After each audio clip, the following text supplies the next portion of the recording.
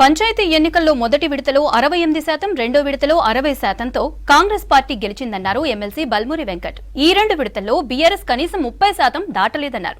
పంచాయతీ ఎన్నికల్లోనూ బీఆర్ఎస్ ఓడిపోవడంతో కేటీఆర్ ఏం మాట్లాడుతున్నారో అర్థం కావడం లేదన్నారు. కవిత అడుగుతున్న ప్రశ్నలకు కేటీఆర్ ముందు సమాధానం చెప్పాలన్నారు బల్మూరి.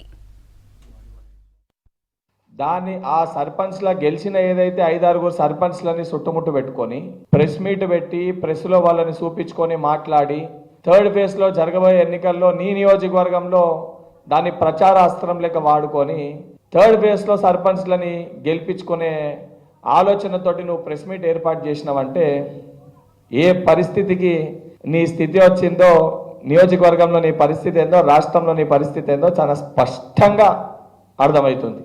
మొదటి విడతలో 2864 స్థానాలు కాంగ్రెస్ పార్టీ 68% గెలిచింది.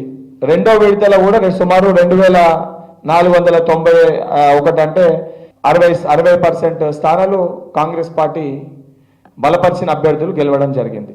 రెండు చూసుకున్నా, మొదటి విడత రెండో విడత ఎన్నికలు చూసుకున్నా కూడా 30% కూడా బీఆర్ఎస్ పార్టీ దాటలే.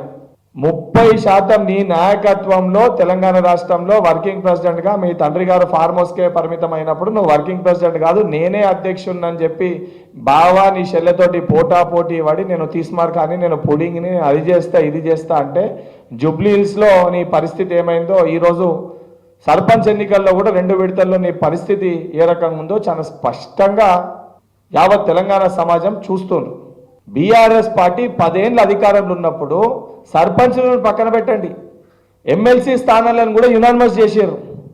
లోకల్ బాడీ ఎలక్షన్స్లో ఎమ్మెల్సీ స్థానాలను కూడా పోటీ లేకుండా యునానిమస్ చేశారు. అభ్యర్థులను ఎత్తుకొని పోయినరు.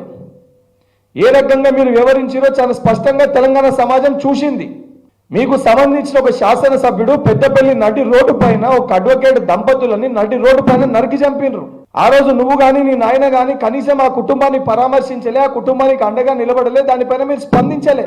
నీ ఇంట్లో పరిస్థితి చక్కదిద్దకుండా నీ చెల్లెం నీ పైన ఆరోపణలు చేస్తే దానికి సమాధానం చెప్పవు. నీ సొంత పార్టీ ఎమ్మెల్యేలు బయట తన్నుకొని రోడ్లపైన గల్లాలు పట్టుకొని తన్నుకొని ఇళ్లపైన దాడి చేస్తుంటే దాళ్ళని పిలిచి మాట్లాడవు. ఇప్పటికన్నా ఈ యొక్క చిల్లర చేష్టలు మానుకోవాలని చెప్పి కల్వకుంట్ల తారక రామారావుని మీడియా ముఖంగా హెచ్చరిస్తున్నాను.